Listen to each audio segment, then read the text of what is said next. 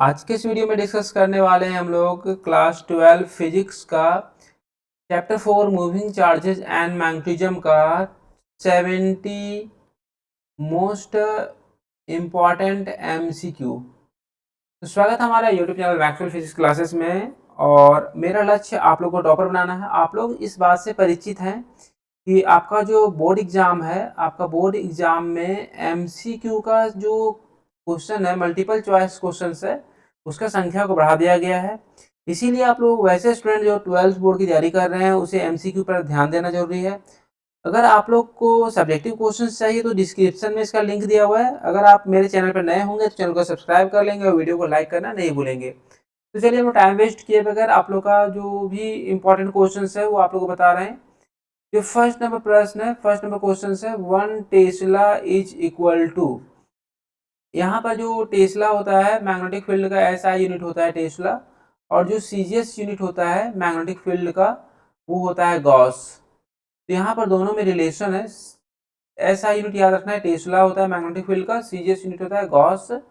और आपको रिजल्ट याद रखना है कि 1 टेस्ला में होता है 10 का पावर 4 गॉस। ठीक है। तो ये वीडियो थोड़ा सा लंबा होने वाला है, बट आप लोगों को पैसेंस रख के आपको वीडियो को विदाउट स्किप देखना है। आपको पूरी अच्छी तरह समझ में आएगा। बहुत ही आसान शब्दों में इसको समझाया गया है। अगर आपको बोर्ड में अच्छा नंबर लाना है तो आप वीडियो को शुरू से लास्ट तक देखेंगे और विदाउट स्किप कर देखेंगे। तो यहाँ पर था 1 टेस्ला इज इक्वल टू किसके बराबर होगा, 10 का power 4 gauss. Next number question है dimensional formula of permeability is. जो डायमेंशनल फॉर्मूला होगा परमिबिलिटी का क्या होगा। तो डायमेंशनल फॉर्मूला जो होता है वो रटने वाला चीज नहीं होता है। तो यहाँ पर हम लोग क्या करेंगे, डायमेंशनल फॉर्मूला जो निकालेंगे, पहले कोई एक फॉर्मूला ले लेंगे जिसमें परमिबिलिटी का टर्म आना चाहिए। परमिबिलिटी को म्यू नॉट से दिखाते हैं।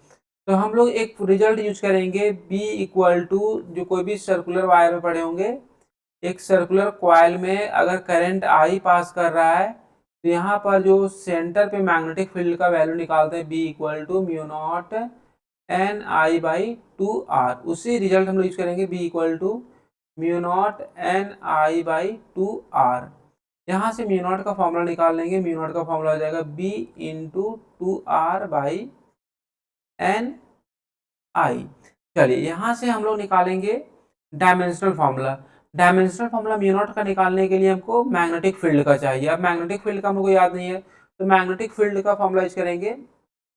यहाँ पर F equal to I L B sine theta, ये फॉर्मूला पढ़े होंगे।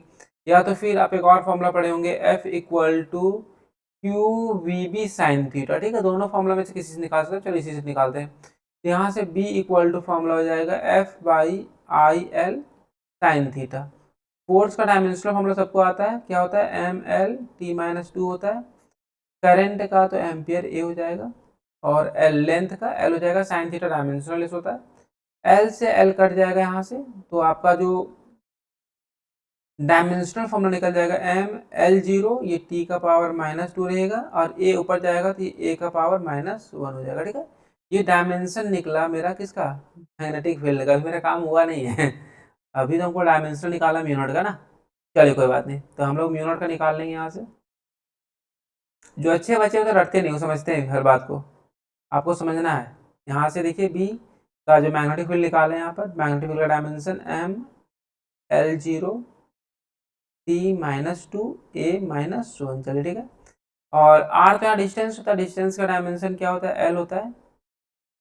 एन नंबर ऑफ टर्न्स होता है, सो का डायमेंशन नहीं होता। करंट का डायमेंशन ए होता है। ठीक है, इसको सॉल्व करते हैं तो ये तो एल का पावर 0, एल का पावर यहाँ कुछ नहीं, मतलब 1 है, तो ये एल तो बचेगा ना। ए का पावर -2, ए का पावर -1, और ये ए ऊपर चला जाएगा तो ये ए का पावर -1 हो जाएगा। ठीक है, अब इसको सॉल्व करते हैं तो ये पाएंगे आप एम एल टी -2, और ए का पावर -1, ए का पावर -1 तो कितना जाएगा, ए का पावर -2। तो ये म्यू नॉट का जो डायमेंशनल फॉर्मूला निकल गया, ये आपका निकल गया एम एल टी -2 आई है। यहाँ पर ऐसे कोई दिक्कत नहीं, करंट को ए से भी डायमेंशन से दिखाते हैं, लेकिन यहाँ पर प्रश्न में आई से दिखाया है, उससे कोई दिक्कत नहीं है। इसका आंसर हो जाएगा एम एल टी -2 ए -2। ठीक है, तो फर्स्ट का आंसर हो जाएगा ए नंबर, सॉरी सेकंड का आंसर हो जाएगा A number. Question number third क्या बोलता है देखिए, क्वेश्चन नंबर थर्ड बोलता है a strong magnetic field is applied on a stationary electron. बोलता है एक मैग्नेटिक फील्ड को अगर हम अप्लाई कर रहे हैं, स्टेशनरी मतलब रुका हुआ है, एक इलेक्ट्रॉन है, एक इलेक्ट्रॉन जो है रेस्ट में है, और यहाँ पर अगर हम मैग्नेटिक फील्ड अप्लाई कर रहे हैं, कोई भी मैग्नेटिक फील्ड हो सकता है, मैग्नेटिक फील्ड अप्लाई कर रहे हैं यहाँ पर, तो यहाँ पर पूछ रहा है मैग्नेटिक फील्ड अप्लाई करने के बाद कि इस इलेक्ट्रॉन पे क्या होगा, ये मूव करेगा फील्ड का डायरेक्शन में, रिमेन्स स्टेशनरी, इलेक्ट्रॉन रुका हुआ रह जाएगा, moves perpendicular to the direction of field, जिधर आप फील्ड अप्लाई करोगे उसका परपेंडिकुलर मूव करेगा, moves opposite to the direction of field, जिधर आप फील्ड अप्लाई करोगे, मैग्नेटिक फील्ड अप्लाई करोगे उसका इलेक्ट्रॉन उसका अपोजिट डायरेक्शन में मूव करेगा, या तो जिधर फील्ड अप्लाई करोगे इलेक्ट्रॉन उसी डायरेक्शन में मूव करेगा। लेकिन यहाँ पर एक बात को ध्यान रखिएगा कि अगर ये रेस्ट में है, इसका वेलोसिटी कितना हो जाएगा, जीरो हो जाएगा ना, तो एफ इक्वल टू फॉर्मूला आप लोग पढ़े होंगे Q V B sine theta. अगर यहाँ पर v का मान जीरो है तो एफ यहाँ पर क्या हो जाएगा, जीरो, मतलब उसमें कोई भी फोर्स काम नहीं करेगा, तो इसका आंसर हो जाएगा थ्री का B number, remains stationary. Question number four देखिए यहाँ पर क्या बोल रहा है, a circular coil of radius 10 centimetre having 100 turns carries a current of 3.2 ampere, the magnetic field at the centre of the coil is. देखिए इस तरह का कोई भी न्यूमेरिकल्स आता है तो आपको करना कुछ नहीं होता बच्चों, इसमें आपको ध्यान देना होता है, इसका मेन होता है फॉर्मूला। अगर यहाँ पर प्रश्न क्या पूछ रहा है, अगर कोई एक सर्कुलर कॉइल है और इसमें करंट आई पास कर रहा है, इसका रेडियस स्मॉल आर है, तो आपसे पूछ रहा है मैग्नेटिक फील्ड कहाँ पर, सेंटर में पूछ रहा है। इसका फॉर्मूला होता है, सेंटर पे अगर निकालना रहेगा तो mu naught N I by two R. चलिए, म्यू नॉट जो होता है कांस्टेंट होता है, इसका वैल्यू कभी भी एग्जाम में नहीं दिया रहेगा, पर याद रखिएगा इसका वैल्यू हमेशा आपको याद रखना होगा। इसका वैल्यू होता है 4 पाई इंटू 10⁻⁻⁷, ठीक है। एन यहाँ होता है नंबर ऑफ टर्न्स। देखिए इसमें आपको कोई में हेल्प नहीं कर सकते, क्योंकि इसमें हम क्वेश्चंस वगैरह जो भी इंपॉर्टेंट क्वेश्चन है वो सारा सॉल्व कर रहे हैं, तो आपको फार्मूला वगैरह थोड़ा बहुत याद रखना होगा, थ्योरी पढ़ के आना होगा, तभी आपको ये चैप्टर फिर यहाँ पर आपको समझ में आएगा, ठीक है। तो म्यू नॉट का वैल्यू हम लोग पुट करेंगे 4 पाई इंटू 10⁻⁷। एन होता है नंबर ऑफ टर्न्स, यहाँ पर नंबर ऑफ टर्न्स दिया हुआ है 100, तो एन के जगह पे लिखेंगे हम लोग 100, ठीक है। आई यहाँ पर करंट है, करंट दिया हुआ है 3.2 एम्पियर, तो यहाँ लिखेंगे 3 अब इसको डिवाइड करेंगे, यहाँ 2, रेडियस मेरा दिया हुआ है कितना, रेडियस दिया हुआ है 10 सेंटीमीटर, ये सेंटीमीटर में है, आर आपका दिया हुआ है 10 सेंटीमीटर, इसको मीटर में लाएंगे तो 100 से डिवाइड करेंगे, ये आ जाएगा 0.1 मीटर इंटू 0.1 मीटर, ये पॉइंट से पॉइंट कट गया, ये टू के टेबल में 16 टाइम्स कटेगा, तो आपका आ जाएगा 16 4 जा 64 हो जाएगा, पाई का वैल्यू 3.14 हो जाएगा, इंटू ये 10⁻2 है, 100 को 10⁻2 लिख सकते हैं हम लोग, और 10⁻⁻7 है, ये हो जाएगा 10⁻2, 100 को लिखें 10⁻⁻7, ठीक है। और इसको सॉल्व कीजिए, ये अप्रॉक्स आएगा, ये अप्रॉक्स 201 के अप्रॉक्स आएगा, इंटू 10 का पावर, ये 2 में 7 जाएगा तो ये -5 आ जाएगा। आप इसी को लिख सकते हैं 2.01 इंटू 10 का पावर, ये पॉइंट हम 2 डिजिट इधर शिफ्ट किए ना, यहाँ पर पॉइंट पे पावर -5 है, ये 2 पॉइंट हम इधर शिफ्ट किए तो 10 का पावर 2 हो जाएगा, इसको सॉल्व करेंगे 10 का पावर -3 हो जाएगा, ये टेस्ला। तो इसका जो सही आंसर है 4 का ए नंबर।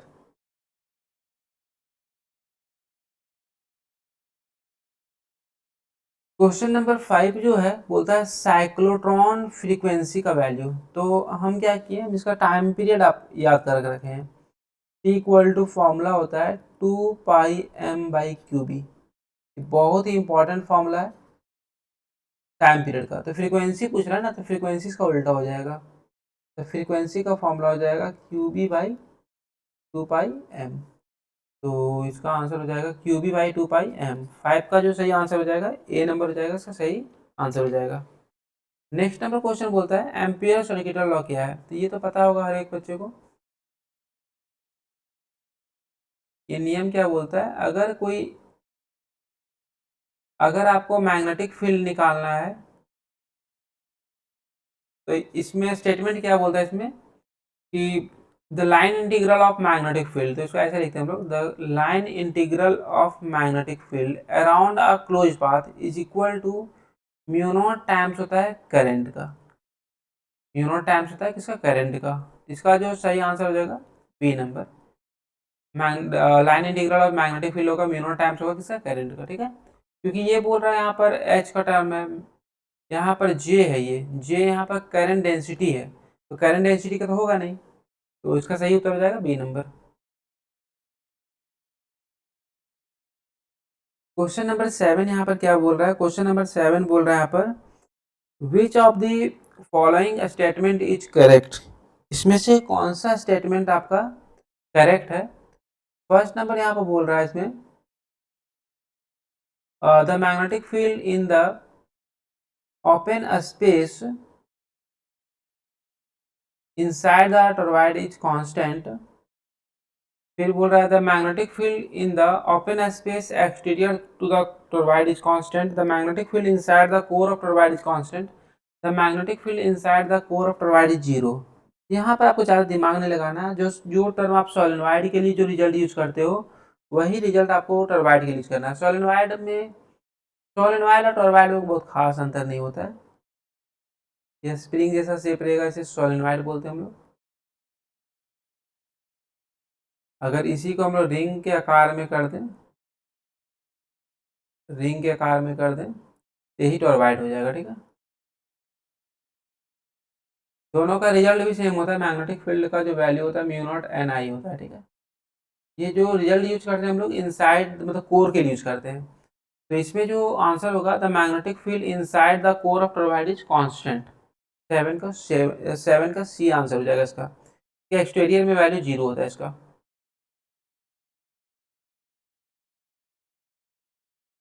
क्वेश्चन नंबर 8 क्या बोलता है ध्यान दीजिए, a current carrying loop is placed in uniform magnetic field, the torque acting on it does not depends on, पहले टॉर्क का फॉर्मूला लिख लो ना, टॉर्क का फॉर्मूला होता है N I A B sine theta. अब यहाँ पे देखो टॉर्क किस पे डिपेंड कर रहा है, आई करंट पे डिपेंड कर रहा है, ए जो आपका है एरिया पर सेक्शन पे डिपेंड कर रहा है, सी मैग्नेटिक फील्ड पे डिपेंड कर रहा है, मैग्नेटिक फील्ड पे डिपेंड कर रहा है, तो किस पे डिपेंड नहीं कर रहा है, शेप ऑफ लूप पे, ठीक है। तो 8 का आंसर हो जाएगा ए नंबर। चलिए 9 नंबर क्वेश्चन देखिए यहाँ पे क्या बोल रहा है, 9 number question, expression of force on a charge q moving with velocity v in a magnetic field b। ये तो फॉर्मूला बेस्ड क्वेश्चन है, अगर कोई एक चार्ज पार्टिकल है और चार्ज पार्टिकल अगर यूनिफॉर्म मैग्नेटिक फील्ड में एंट्री कर रहा है, अगर कोई एक चार्ज पार्टिकल q है और वो v वेलोसिटी से अगर मैग्नेटिक फील्ड में एंट्री कर रहा है, तो यहाँ जो मैग्नेटिक फोर्स का जो फॉर्मूला होता है वो होता है q v क्रॉस, तो इसका जो सही आंसर हो जाएगा 9 का ए नंबर, ठीक है।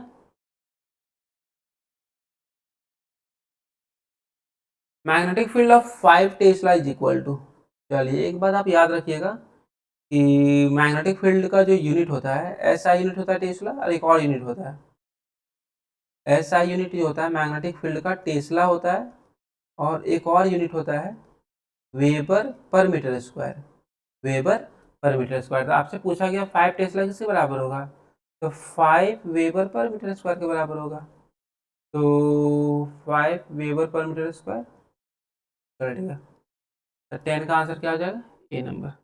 इसमें दोनों मिक्सचर है, आपको आसान भी क्वेश्चन मिलेंगे, टफ भी क्वेश्चन मिलेंगे, टफ क्वेश्चन मिलेंगे तब घबराना नहीं है, और आसान क्वेश्चन मिलेगा थोड़ा सा फिर उसको थोड़ा फास्ट चलना है, ठीक है। लॉरेंज फोर्स क्या होता है, देखिए जब कोई भी चार्ज पार्टिकल को हम इलेक्ट्रिक फील्ड से और मैग्नेटिक फील्ड दोनों, इलेक्ट्रिक फील्ड और मैग्नेटिक फील्ड दोनों से गुजारेंगे एक साथ, ठीक है, इलेक्ट्रिक फील्ड से और किससे, मैग्नेटिक फील्ड से। तो यहाँ पे दोनों के कारण फोर्स काम करेगा। इसको जब मूव कराएंगे चार्ज को तो इलेक्ट्रिक फोर्स का यहाँ पर काम करेगा क्यू ई, और मैग्नेटिक फोर्स यहाँ पर काम करेगा, अभी बताया था ना, क्यू वी क्रॉस। अगर दोनों को मिला दिया जाए तो इसी को बोलते हैं लॉरेंज फोर्स। ये इलेक्ट्रिक फोर्स हो गया, ये मैग्नेटिक फोर्स हो गया, ठीक है। अगर दोनों को मिला देंगे तो ये होता है लॉरेंज फोर्स।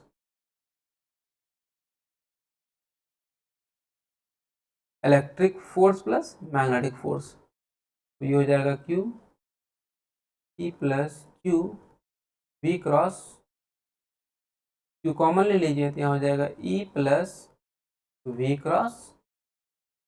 तो इसमें देख लो लॉरेंज फोर्स कौन सा है, और डी नंबर। 11 का जो सही आंसर हो जाएगा डी नंबर।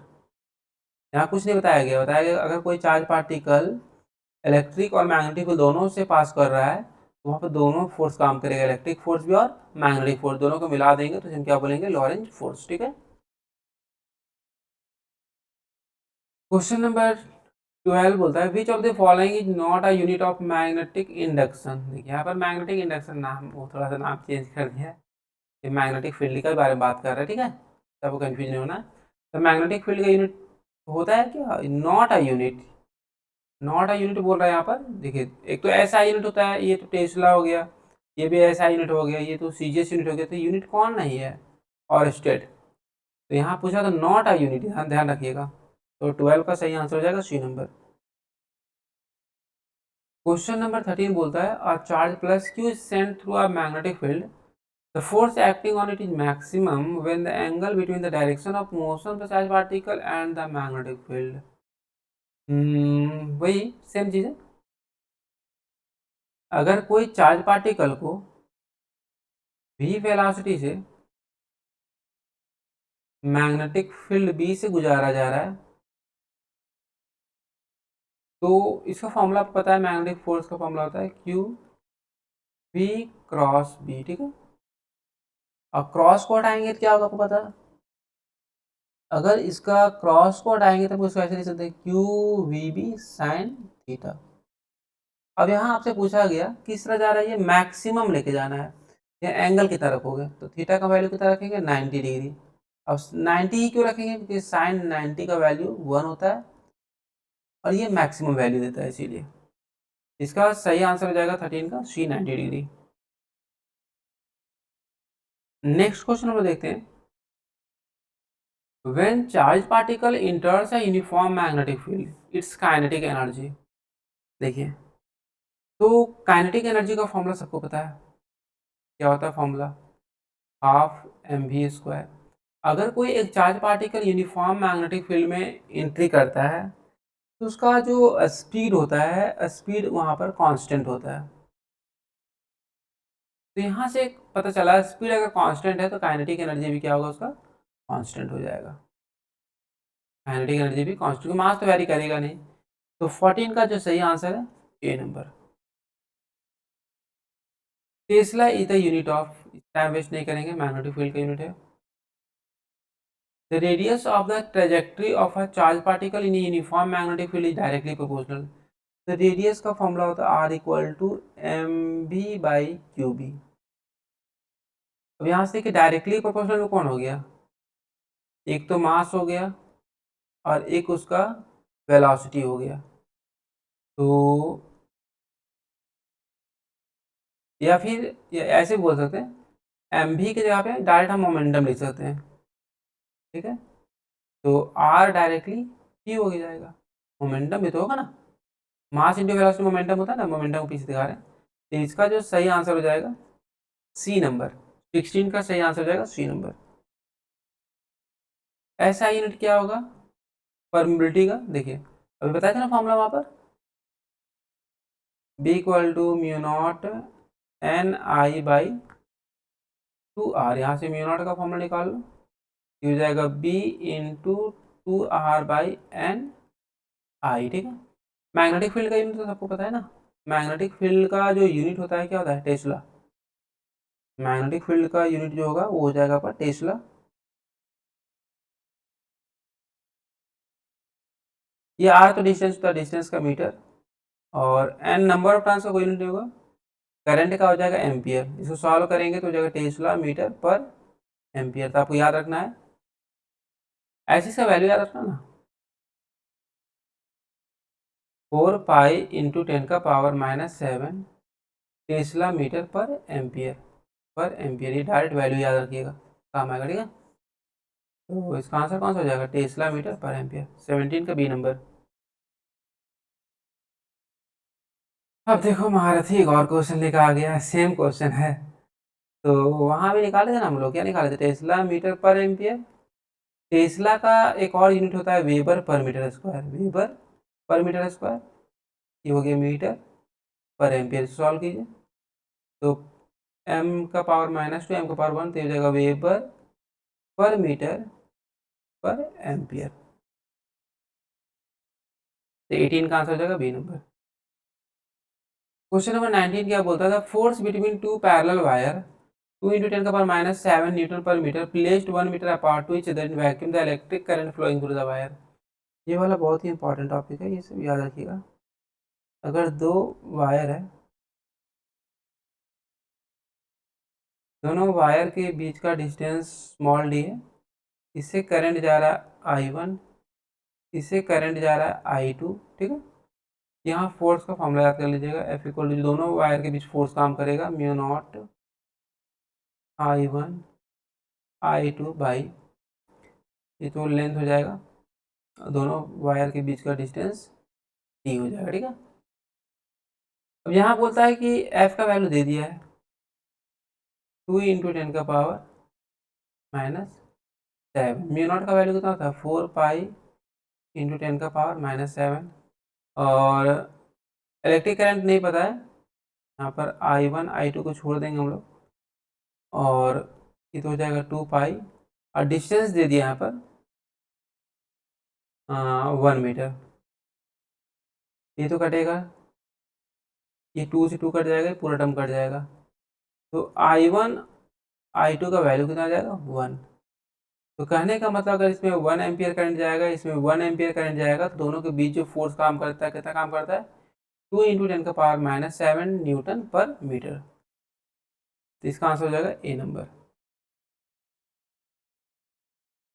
चलिए, बहुत ही इंटरेस्टिंग क्वेश्चन, अच्छा क्वेश्चन आया अभी, कि अगर चार्ज रेस्ट में रहेगा, रेस्ट मतलब रुका हुआ रहेगा, तो ये सिर्फ इलेक्ट्रिक फील्ड बनाता है।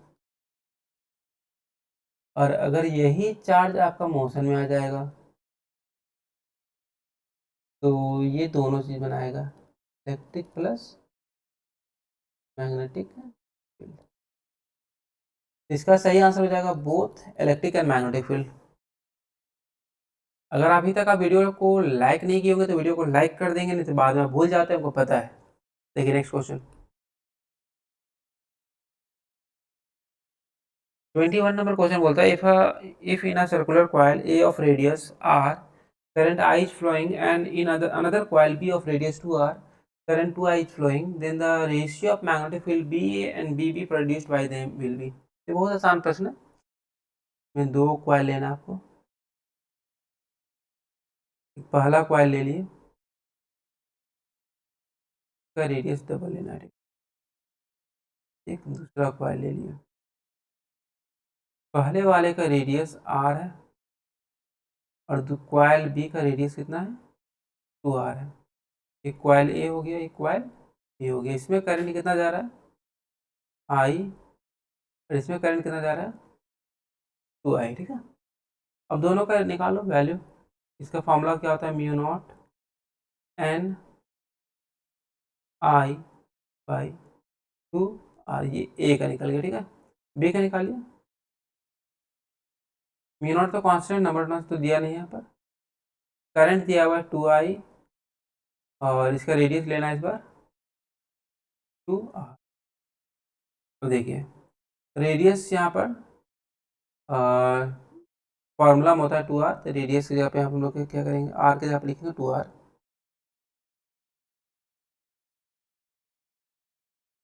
r के जगह पे लिखेंगे हम लोग 2r। ये फार्मूला होता है b = μ0 n I by 2r, ये फार्मूला होता है। ठीक है, तो रेडियस से हम क्या लिए 2r, ये 2 से 2 कट जाएगा, तो जो मैग्नेटिक फील्ड बी का आएगा वो आ जाएगा mu naught N I by 2r। अब देखिए दोनों का रिजल्ट देखिए, दोनों का रिजल्ट क्या आ रहा है, सेम आ रहा है। तो अगर दोनों का रेशियो निकालेंगे तो रेशियो कितना आएगा 1:1। इसका सही आंसर हो जाएगा ए नंबर, क्योंकि दोनों का रिजल्ट तो सेम ही आ रहा है ना।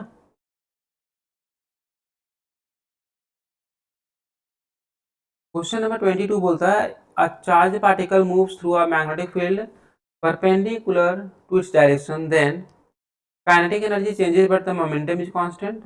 Momentum changes but the kinetic energy is constant. Both momentum and kinetic energy of the particle are constant. Both momentum and kinetic energy of the particle are constant. यहाँ पर आपको ध्यान देने वाली बात है कि मोमेंटम जो होता है एक वेक्टर क्वांटिटी है।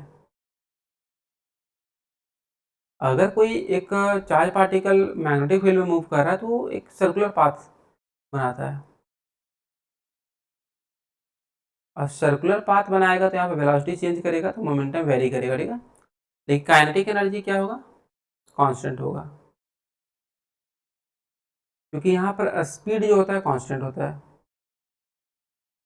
तो इसका आंसर हो जाएगा the momentum changes but the kinetic energy is constant. 22 का बी नंबर हो जाएगा। क्वेश्चन नंबर 23 देखिए, कोई चार्ज पार्टिकल इसका मास m है, चार्ज q है, वो मूव कर रहा है एक सर्कुलर पाथ जिसका रेडियस r दिया हुआ है, और वो मैग्नेटिक फील्ड में किस तरह मूव कर रहा है, परपेंडिकुलर। तो time taken by the particle to complete one revolution, तो यहाँ टाइम पीरियड का फॉर्मूला याद कर लीजिएगा आप लोग, t इक्वल टू होता है 2πm/qb।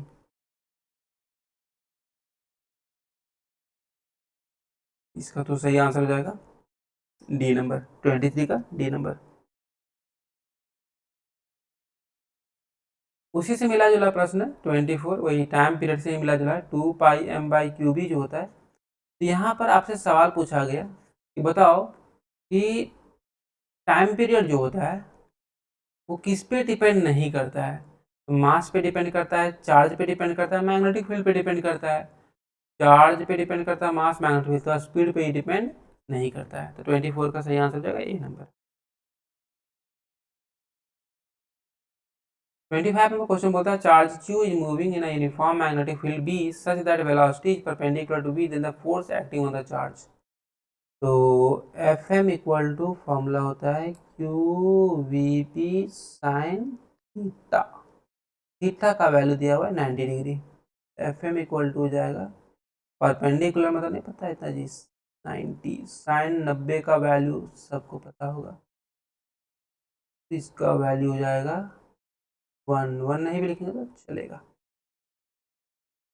चलो तो इसका उत्तर हो जाएगा 25 का बी नंबर।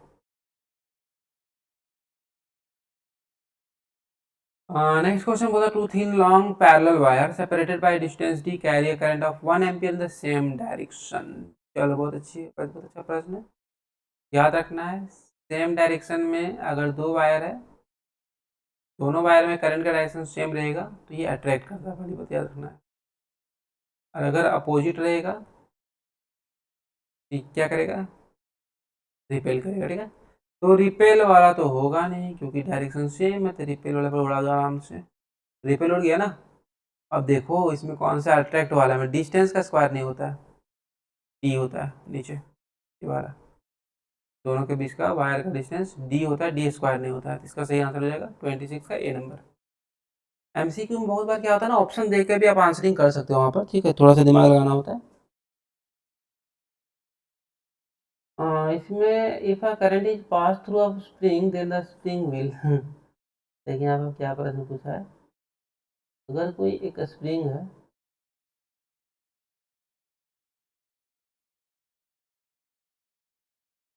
अब इसमें ध्यान दो, इसमें जो करंट जा रहा है इसमें सबका डायरेक्शन क्या है, सेम है। और अगर सबका डायरेक्शन सेम है तो क्या करेगा, एक दूसरे को अट्रैक्ट करेगा, अट्रैक्ट करेगा तो क्या होगा, ये कंप्रेस्ड होगा। तो 27 का सही आंसर हो जाएगा B number. Distance between two parallel current carrying conductor is doubled. What will be effect on force between the conductors, तो बताया था अभी जो फोर्स और डिस्टेंस में कैसा रिलेशन था, इन्वर्सली। अगर डिस्टेंस को डबल करोगे तो फोर्स क्या हो जाएगा, हाफ हो जाएगा। तो 28 का जो सही आंसर हो जाएगा ए नंबर। लॉरेंज फोर्स क्या होता है, तो बताए थे भी, इससे पहले भी क्वेश्चन आ चुका था। लॉरेंज जो फोर्स होता है वो इलेक्ट्रिक फोर्स और मैग्नेटिक फोर्स दोनों के सम के बराबर होता है। मतलब कोई चार्ज पार्टिकल इलेक्ट्रिक फील्ड और मैग्नेटिक फील्ड दोनों से पास करेगा। तो आंसर हो जाएगा A number, force on a moving charge in magnetic field और electric field. The magnetic field near a current carrying conductor is given by Biot Savart law. बताए थे अगर आर डिस्टेंस पे मैग्नेटिक फील्ड निकालना है तो ये बताए थे कि करंट पे डिपेंड करता है, लेंथ ऑफ एलिमेंट पे डिपेंड करता है। तो mu naught by 4 pi ideal sine theta by R square result आया था ना वहाँ पर। ये किसका रिजल्ट था, बायोट सावर्ट लॉ, ठीक है। यहाँ पर याद रखिएगा ये नियम कौन दिया था, बायोट सावर्ट लॉ के अनुसार। In a circular coil of radius r the magnetic field at the center is proportional। तो रिजल्ट आपको पता है, बार बार रिजल्ट यूज हो रहा है, थोड़ा बहुत ध्यान से आप लोग पढ़िएगा तो कोई दिक्कत नहीं होगा, थोड़ा सा भी आपको दिक्कत नहीं आएगा, ठीक है। तो जो सेंटर पे रिजल्ट होता है इसका ये होता है mu naught N I by 2 R. तो यहाँ से देख रहे हैं बी और आर में कैसा रिलेशन है, इनवर्सली रिलेशन है, ठीक है। इसका सही आंसर हो जाएगा 31 का सी नंबर, 31 का सी नंबर। 32 नंबर क्वेश्चन देखिए क्या बोलता है, two parallel wire of length 9 metre each are separated by distance 0.1 metre. अगर दो वायर है, दोनों वायर का लेंथ दिया हुआ है और दोनों के बीच का डिस्टेंस दिया हुआ है और दोनों में इक्वल करंट पास कर रहा है। अगर इससे आई पास कर रहा है, इससे भी आई पास कर रहा है, इसके बीच का डिस्टेंस दिया हुआ है 0.15 मीटर, ठीक है। लेंथ इसका दे दिया है 9 मीटर और फोर्स दे दिया, दोनों के बीच फोर्स जो काम कर रहा है तो एफ का वैल्यू दे दिया है 30 इंटू 10⁻⁻7, ठीक है।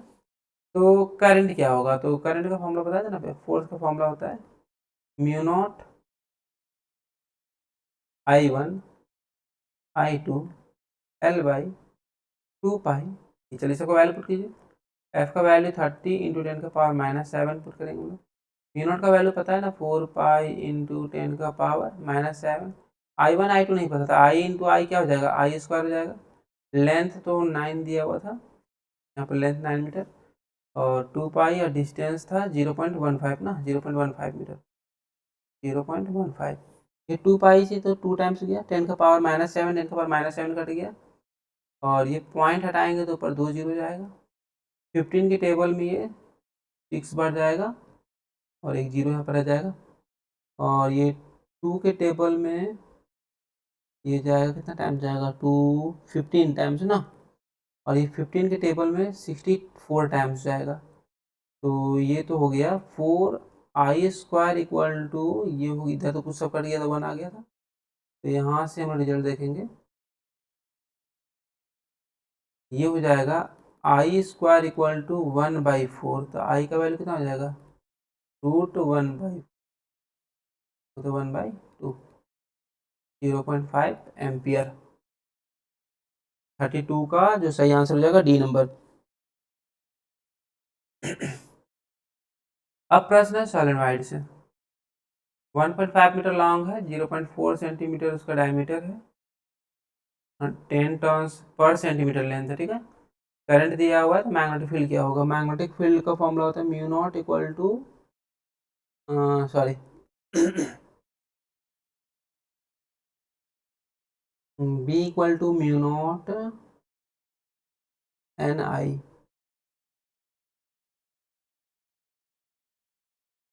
बाई लेंथ, ठीक है। चलिए म्यू नॉट का वैल्यू पता है 4 pi into 10⁻⁻7। Number of turns निकालो, 1 सेंटीमीटर में कितना है, 10 टर्न्स है, 10.5 मीटर में कितना हो जाएगा, 1 सेंटीमीटर में 10 टर्न्स है, तो 1.5 मीटर में 150 सेंटीमीटर हो जाएगा, तो कितना हो जाएगा 150 इंटू 10, मतलब एन का वैल्यू हो जाएगा 1500, ठीक है, ये हो जाएगा 1500। आई का वैल्यू दिया हुआ कितना, करंट नहीं पता, 5 एम्पियर,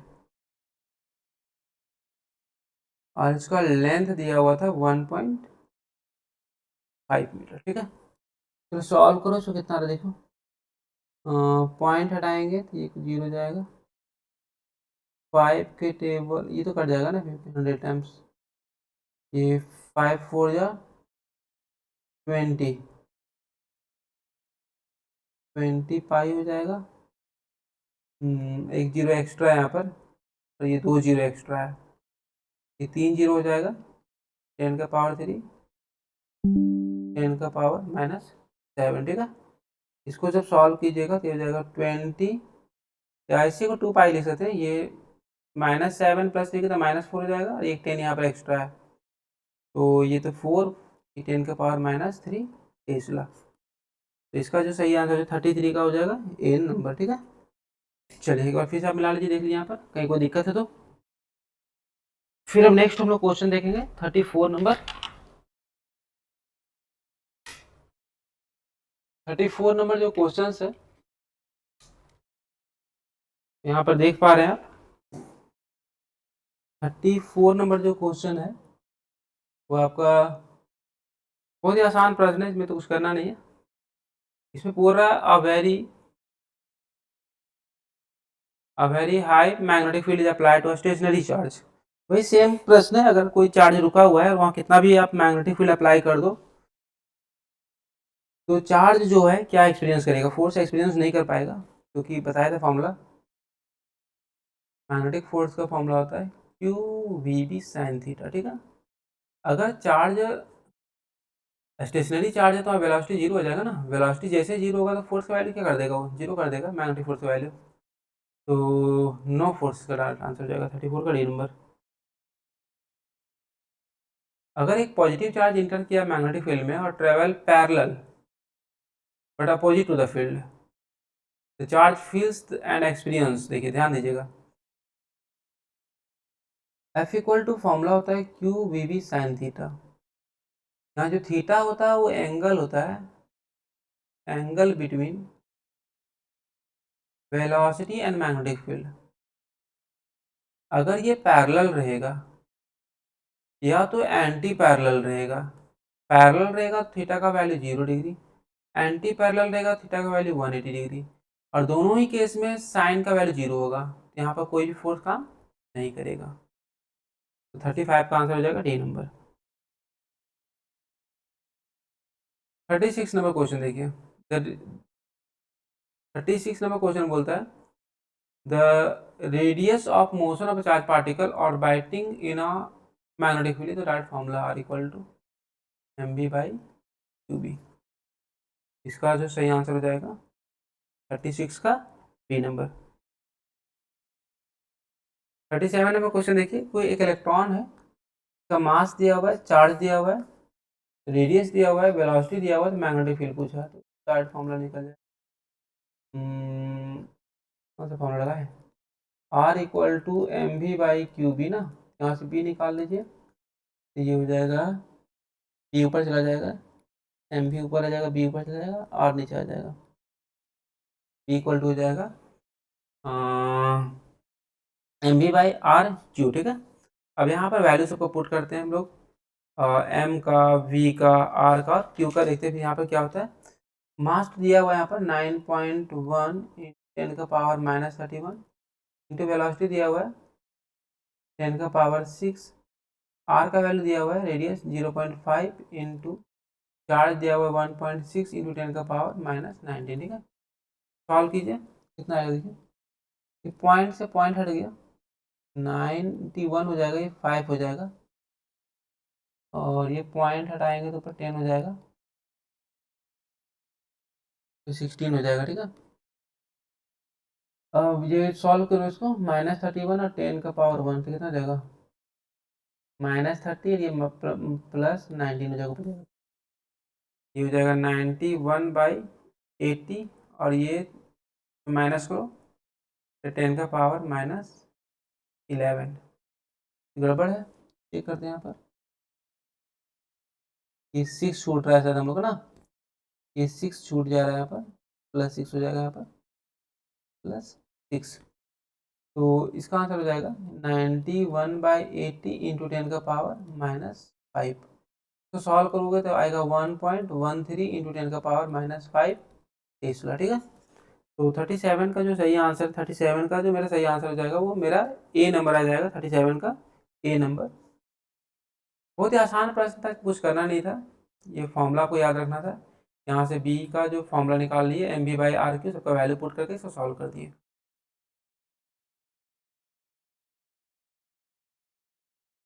38 नंबर प्रश्न बोलता है एक प्रोटॉन है और एक अल्फा पार्टिकल है और इसको दोनों को नॉर्मली पास कराया जा रहा है मैग्नेटिक फील्ड से, दोनों का स्पीड सेम दिया हुआ है, तो रेशियो क्या होगा उसका, रेडियस का।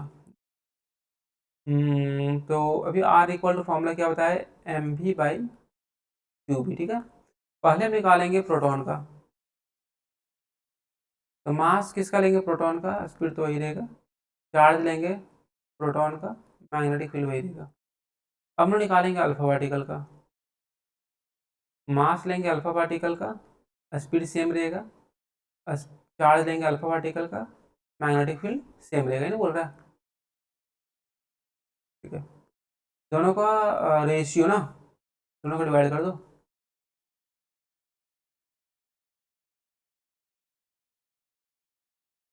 पहले इसको लेते हैं mp/qp divided m alpha v/q alpha p/v/, cut भी कट जाएगा ना, हो जाएगा rp/r alpha equal to mp/m alpha, और ये q अल्फा ऊपर चला जाएगा, q अल्फा/qp। मास ऑफ प्रोटॉन mp रहने दो, अल्फा पार्टिकल जो होता है 4 टाइम्स अधिक होता है मास ऑफ प्रोटॉन का, ठीक है।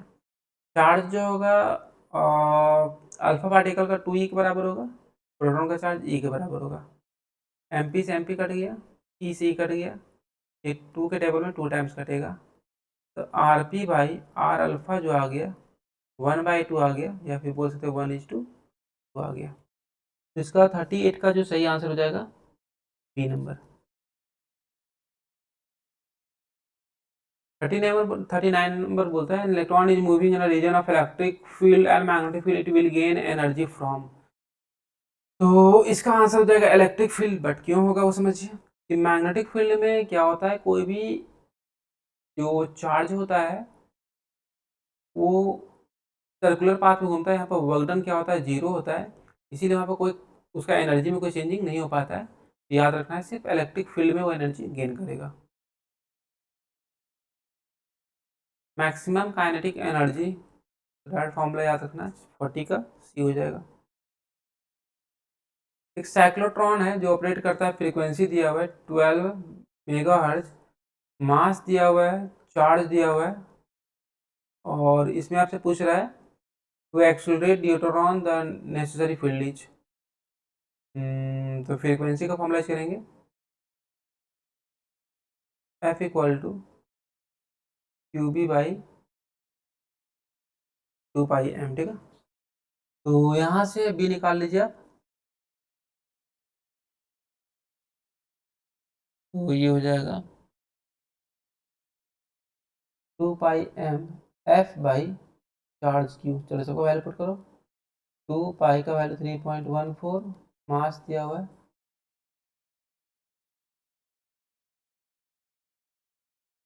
फ्रीक्वेंसी मेगा हर्ट्ज में है ना, तो बदल लो हर्ट्ज में 10⁻6, और ये चार्ज दिया 1.19। चलिए इसे सॉल्व करते हैं, कितना आ रहा दिखता है। इस पॉइंट को हटाते हैं तो यहाँ 10 आ जाएगा, ये 4 के टेबल में 3 बार, ये 4 के टेबल में 4 बार कटेगा, ये 2 के टेबल में 2 बार कटेगा, कुछ कटने लायक है।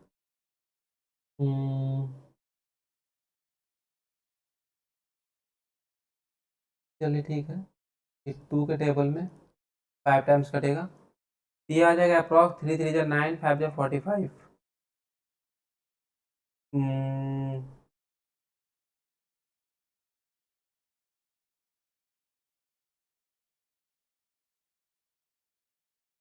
तो यहाँ से इसको जब सॉल्व कीजिएगा तो 3.14 3.3 ये आपका 3 बचा हुआ ना। देखिए कितना आएगा अप्रॉक्स, 5 3 जा 15 देखते हैं। 3.14 3.3 5 3 जा कितना हो गया 15, ये 27 -27 और 6 कितना जाएगा, ये जाएगा -21 प्लस 19, ये 19 पे चला जाएगा ना। तो इसको सब सॉल्व करते हैं हम लोग, तो आएगा ये अप्रॉक्स आएगा तुम्हारा 3 जा 9 15 9 जा 135 अप्रॉक्स, ये कितना आएगा -2 आ जाएगा ये ना। तो ये अप्रॉक्स लग रहा है 160 का अप्रॉक्स आएगा, 3 3 जा 9 अप्रॉक्स 160 का अप्रॉक्स आएगा। ये आ जाएगा तुम्हारा, ये डिवाइड करेंगे 100 से तो 1.6 टेस्ला अप्रॉक्स आएगा। तो इसका जो सही आंसर हो जाएगा 41 का, आप घर में कैलकुलेशन कर लीजिएगा अच्छे से। ये अप्रॉक्स हम देख रहे हैं, तो ये आंसर आ रहा है बी नंबर। इसको मल्टीप्लाई कीजिएगा तो अप्रॉक्स हम वहाँ लिखे हैं कि 160 आएगा। तो 41 का जो सही आंसर है आपका आ जाएगा बी नंबर। 42 नंबर बोलता है force acting on a conductor of length 5 metre carrying a current of 8 ampere kept perpendicular to the magnetic field. Theta का वैल्यू दे दिया यहाँ पर 90 डिग्री, ठीक है। तो एफ इक्वल टू फॉर्मूला होता है I L B sine theta. चलो निकालो यहाँ से। ये तो मैग्नेटिक फील्ड है, ये लेंथ है, करंट, हाँ करंट दिया हुआ है 8 एम्पियर ना, 8 लेंथ कितना दिया हुआ है, इसका लंबाई दिया हुआ है 5 मीटर 5। मैग्नेटिक फील्ड कितना दिया हुआ है, मैग्नेटिक फील्ड 1.5 टेस्ला, और ये तो थीटा 90 है तो साइन 90 लेंगे हम लोग। 8 5 जब 40 इंटू 1.5, ये अप्रॉक्स कितना हो जाएगा, पॉइंट हटाएंगे तो जीरो जीरो कट जाएगा, मतलब 60 न्यूटन आ जाएगा ना। तो 42 का सही आंसर है सी नंबर। 2 पैरेलल वायर है, अगर दोनों का सेम डायरेक्शन है तो आंख बंद करके अट्रैक्ट करना, ठीक है। अगर अपोजिट रहेगा तो आंख बंद करके रिपेल करना है। अगर कोई चार्ज पार्टिकल है अलोंग रहेगा या अपोजिट रहेगा तो कोई फोर्स काम नहीं करेगा। इसका सही आंसर हो जाएगा 45 का D number. A current carrying wire is kept along the axis of a straight line.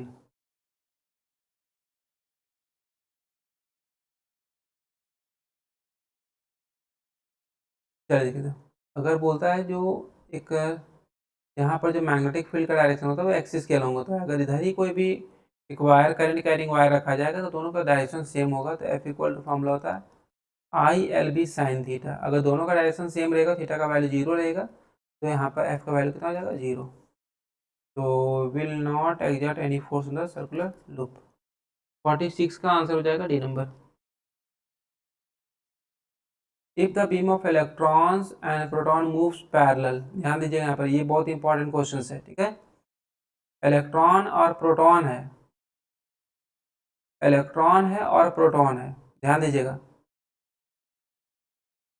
ये प्रोटॉन है और ये इलेक्ट्रॉन है। तो जो करंट का डायरेक्शन होता है वो प्रोटॉन का डायरेक्शन में होता है, ठीक है। इलेक्ट्रॉन का डायरेक्शन के अपोजिट होता है।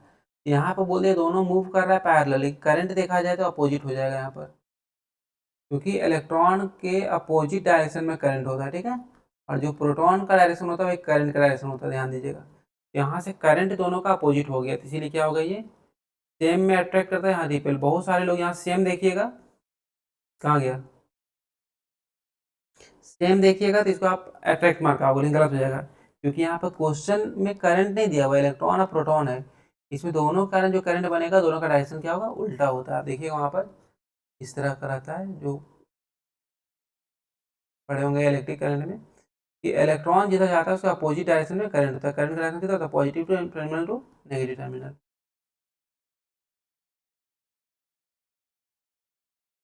क्वेश्चन नंबर 48 क्या बोलता है, a current loop placed in a non uniform magnetic field.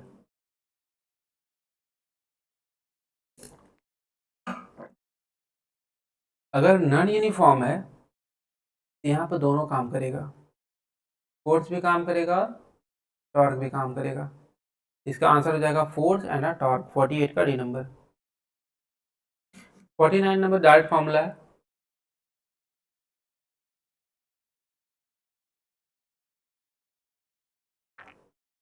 अगर एक कोई भी करंट कैरिंग कॉइल है, यहाँ पर एक्सियल पे बी का जो वैल्यू होता है म्यू नॉट आई, और यहाँ पर देखिए रेडियस आर दिया हुआ है, रेडियस का स्क्वायर हो जाएगा, यहाँ होता है 2, हो जाएगा डिस्टेंस का स्क्वायर प्लस रेडियस का स्क्वायर का पावर 3/, ठीक है। इसका जो सही आंसर हो जाएगा 49 का बी नंबर।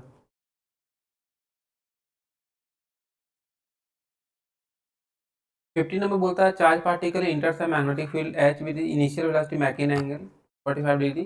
तो पाथ क्या होगा? अगर 90 डिग्री रहेगा तो याद रखिएगा सर्कुलर पाथ होगा, और इसको छोड़ के कोई भी एंगल रहेगा तो कैसा होगा? हेलिकल। ये कंप्लीट नहीं हो पाता, सर्कल कंप्लीट नहीं होता, इस तरह का पाथ हम लोग क्या बोलते हैं? Helical path. साइक्लोट्रॉन यूज होता है पॉजिटिव आयन को एक्सक्लूड करने में। cyclotron frequency of electron gyrating in a magnetic field 1 Tesla is approximately। Electron का इसमें मास पता होना चाहिए आपको, दिया हुआ नहीं इस पर। चार्ज भी पता आपको, कूलम ना, सॉरी। और वही वाला फॉर्मूला लगाएंगे फिर से, यहाँ पर मैग्नेटिक फील्ड दिया हुआ है 1 टेस्ला। तो एफ इक्वल टू क्या था? क्यू बी बाई 2 पाई, हम यहाँ पर सबको वैल्यू पुट कीजिए, 1.6 इंटू 10 का पावर -19, बी हो जाएगा इसका 1 डिवाइडेड 2, पाई का वैल्यू 3.14 लेंगे, मास हो जाएगा आपका 9.1 इंटू 10 का पावर -31। सॉल्व कीजिएगा तो इसमें आपका जो अप्रॉक्स जो आंसर आएगा 52 का 28 गीगाहर्ट्ज़ जाएगा, ठीक है। तो थोड़ा सा आप इसको सॉल्व कर लीजिएगा, इतना आपका आंसर आएगा 10 का पावर 9, तो ये इसको गीगाहर्ट्ज़ में कन्वर्ट कर सकते हो।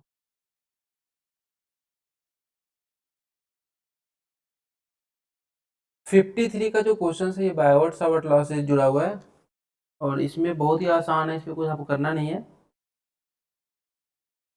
इसमें जो है जैसे कि ये जो फॉर्म होता है डी बी इक्वल टू पढ़े होंगे आप लोग, mu naught pi 4 pi ideal sine theta by R square, unit vector R cap ले लिया पड़ेगा। इसी को ऐसे लिखते हैं हम लोग, डी बी इक्वल टू लिखना रहता है, तो म्यू नॉट बाई 4 पाई हो जाएगा आई, आई तो ये, अब इसको जो तोड़ेंगे तो यूनिट वेक्टर को तोड़ेंगे तो क्या होगा? वेक्टर आर बाई आर होता है, ठीक है। तो इसको ऐसे लिखते हैं हम लोग, D L cross vector R by R, ये आर रहेगा और ये आर स्क्वायर रहेगा, ये हो जाता है आर क्यूब। ये वेक्टर फॉर्म में लिखा आता है, ठीक है। इसका जो सही आंसर हो जाएगा ये सी नंबर, 53 का C number. Magnetic field intensity पूछ रहा है, सेंटर दी कॉइल का नंबर टर्न्स दिया हुआ है, रेडियस दिया हुआ है और करंट दिया हुआ है, तो फॉर्मूला पुट कर दीजिए, mu naught N I by 2 R. Mu naught का वैल्यू पुट करो 4 पाई इंटू 10 का पावर -7, एन 50 दिया हुआ है, करंट 2 एम्पियर दिया हुआ है, और 2 रेडियस दिया हुआ है 0.05, ठीक है। ये 2 से तो 2 कट गया, पॉइंट हटाएंगे तो ऊपर 2 जीरो आएगा, ये 5 से 5 कट जाएगा, ये बचेगा 4 पाई इंटू, अब यहाँ पर सबको सॉल्व करें, 1 जीरो यहाँ बचा हुआ, 2 जीरो यहाँ पर, तो ये हो जाएगा -7 इंटू 10 का पावर 3, 4 3.14 हो जाएगा, ये हो जाएगा -4, 4 से 12, ये हो जाएगा, तो इंटू कीजिएगा, कितना आ रहा है ये, 4 4 जा 16, 4 1 जा 4 और 5, 4 3 जा 12, 12.56 इंटू 10 का पावर -4 टेस्ला। इसी का अप्रॉक्स 1.26 इंटू 10 का पावर -3 टेस्ला। इसका सही आंसर हो जाएगा 54 का B number. If a long copper wire carries a current the magnetic field produced will be. याद रखना, अगर कोई होलो एक कॉपर वायर है तो इनसाइड जो बनेगा मैग्नेटिक फील्ड उसका वैल्यू कितना होगा, 0। तो कहाँ पर बनेगा, inside the pipe only, outside the pipe only, neither inside nor outside, both inside and outside। तो मैग्नेटिक फील्ड प्रोड्यूस कहाँ होगा, सिर्फ आउटसाइड होगा। तो 55 का आंसर हो जाएगा B number. When a charge particle moves perpendicular, याद रखना है पर, तो मैग्नेटिक फील्ड तो क्या होगा, स्पीड जो होगा चेंज करेगा, स्पीड अनचेंज होगा, डायरेक्शन चेंज अनचेंज होगा, acceleration of the particle remains unchange. तो वहाँ याद रखना है, कोई अगर कोई चार्ज पार्टिकल मैग्नेटिक फील्ड में एंट्री करता है तो वहाँ पर v का मान जो होता है कांस्टेंट होता है, स्पीड जो होगा कांस्टेंट होगा, ठीक है। 56 का हो जाएगा बी नंबर। 57 नंबर क्वेश्चन बोलता है charge particles moves with velocity v in a uniform magnetic field B, the magnetic force experienced by the particle। तो क्या होगा इसमें, तो F M equal to formula होता है क्यू वी क्रॉस बी, ठीक है। तो यहाँ बोलता ऑलवेज जीरो तो नहीं होगा, never zero if B and V are perpendicular, नहीं, zero if V and V are parallel, हाँ सही बोल रहा है। अगर यहाँ पर थीटा का वैल्यू अगर तुम तोड़ेंगे तो क्यू वी भी साइन थीटा होगा, क्यू वी भी साइन थीटा, और थीटा का मान जीरो लेंगे तो फोर्स यहाँ पर क्या हो जाएगा, थीटा का वैल्यू जीरो लेंगे तो फोर्स मेरा जीरो हो जाएगा। तो 57 का सही आंसर हो जाएगा डी नंबर। नन जीरो कब होगा, तो नन जीरो कब होगा, थीटा का वैल्यू अगर जीरो और थीटा का वैल्यू अगर 180 छोड़ दिया जाए, इस केस में एफ एम जीरो होगा, बाकी केस में जीरो नहीं होगा। तो angle between them can have any value other than 0 and 90, हाँ ठीक है, ये दोनों को छोड़ दिया जाए तो कोई वैल्यू के लिए वो फोर्स मैग्नेटिक फोर्स जीरो नहीं होगा। इसमें पूछ रहा है कि फ्रीक्वेंसी दिया हुआ है, रेडियस दिया हुआ है, मास दिया हुआ है, मैग्नेटिक फील्ड है, काइनेटिक फॉर्मूला पूछ रहा है। तो फॉर्मूला तो पता है ना आप लोगों को, फ्रीक्वेंसी का फॉर्मूला बताए थे, Q B by 2 pi M.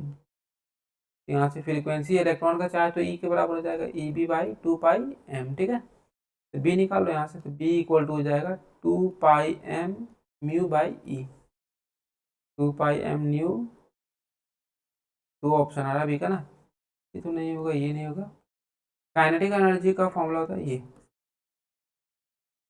59 का सही आंसर हो जाएगा सी नंबर।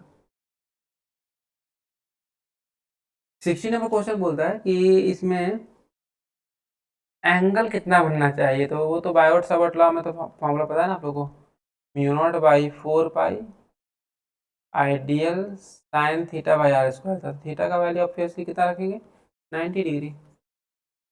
60 का सही आंसर बी नंबर हो जाएगा। ये डायरेक्ट रिजल्ट पूछ रहा था, रिजल्ट क्या था, mu naught N I by 2 R था ना। यहाँ पर सर जो रेडियस को ए से दिखा रहा है, उसे क्या दिखाता है, तो mu naught N I by 2 A. तो 61 का सही आंसर डी नंबर हो जाएगा। To produce a magnetic field pi tesla, diameter दिया हुआ है और करंट पूछ रहा है, निकाल लो। बी इक्वल टू फॉर्मूला जाएगा mu naught N I by 2 R ना, बी का वैल्यू कितना लाना है, पाई, म्यू नॉट का वैल्यू हो जाएगा 4 pi into 10⁻⁻⁷। Number of turns कितना दिया हुआ है, नहीं मतलब 1 ले लेंगे यहाँ पर। करंट पूछ रहा है, आई हो जाएगा 2 आर, डायमीटर दिया हुआ 1, 2 आर डायमीटर 1 के बराबर हो जाएगा, पाई से पाई कट जाएगा, तो आई का वैल्यू आ जाएगा, ये तो नीचे चला जाएगा ना इधर, ये आई का वैल्यू नीचे चला जाएगा तो ये हो जाएगा 1/4 × 10⁻⁷, तो 1/4 × 10⁻+7 हो जाएगा।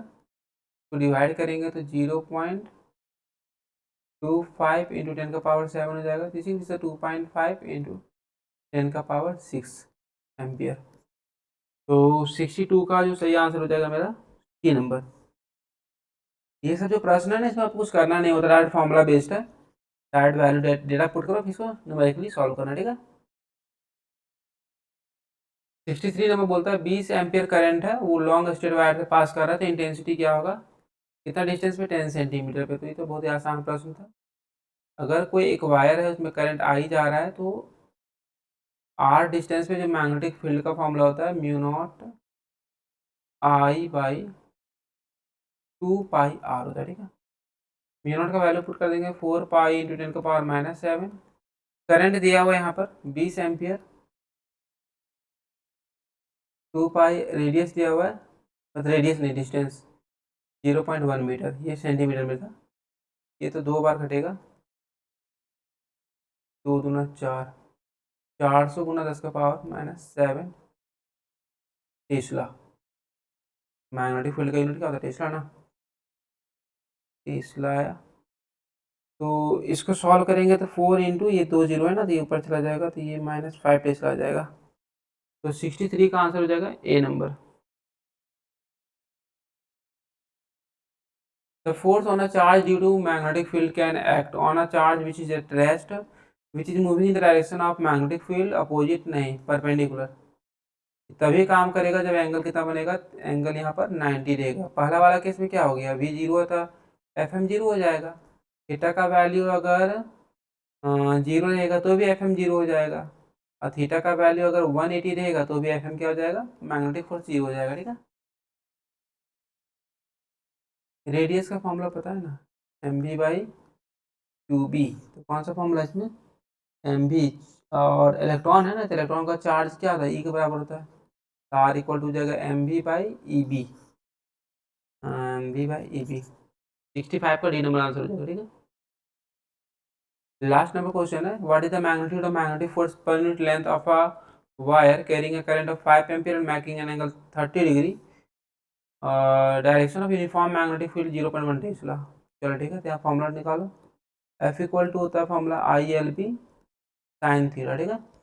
तो फोर्स पर यूनिट लेंथ पूछा था, एफ बाई एल हो जाएगा आई बी साइन थीटा। आई का वैल्यू दिया हुआ, करंट कितना दिया हुआ है 5 एम्पियर, मैग्नेटिक फील्ड कितना दिया हुआ है 0.1 टेस्ला, और साइन थीटा 30 डिग्री दिया हुआ है 0.5, और साइन थीटा की वैल्यू कितना था 1/2, पॉइंट हटाएंगे,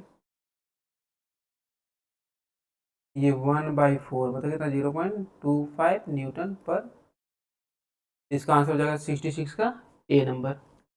और चलिए आज इतना ही रखते हैं, इतना सारा प्रश्न करते हैं, और इसी तरह का वीडियो आपको और भी चाहिए तो आप कमेंट करोगे, और अगर आप वीडियो को लाइक करना भूल रहे हैं तो लाइक कर लीजिएगा, और इसी तरह का वीडियो देखने के लिए चैनल को सब्सक्राइब कीजिएगा। फिर मिलते हैं तब तक नेक्स्ट वीडियो में।